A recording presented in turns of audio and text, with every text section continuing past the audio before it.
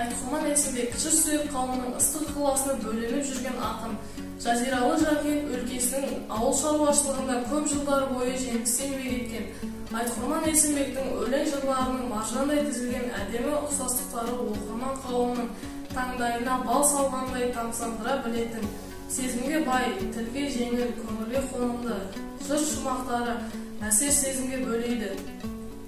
Көп жылдар бойы ауыл шаруашылығында жемісті еңбек еткен ақынның жергілікті баспаханалардан жарыққа шыққан кітаптары Ойлы орман, Рауан, Ақ жібек, Өркен өскен орбұлақ, Көгілді көкпен 2010 жылы Ан арыс баспасынан жарыққа шыққан Ақ сұңқар, Шыран шұрнағы кітаптарының ішінде 14 көлемді дастандары бар.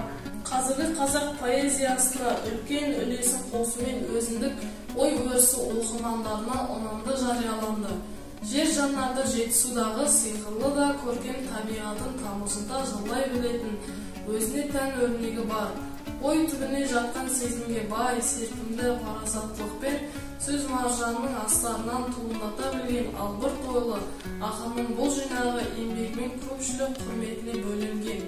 Ізгі жақсы сол өңірдегі ел ағаларының қол жеткізген табыстарымен бірге табиғатының сұлу көрінісі шырайлы сезіммен тамылжытып өрікте білген Ақ маржан атты көлемді дастаны бар.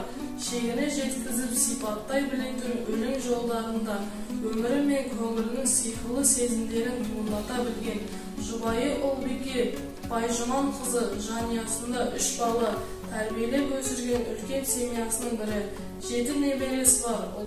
Ақынның оқырман қауымға ұсынып отырған бұл жаңа заман талабына сай, уақыт тынысын тебірене жырлаған өлең жолдарының өрнекті ой-өрісі, дәуір парызын дәл басып, оқырман қауымның жан дүниесін тебірете білетін әдемі туынды.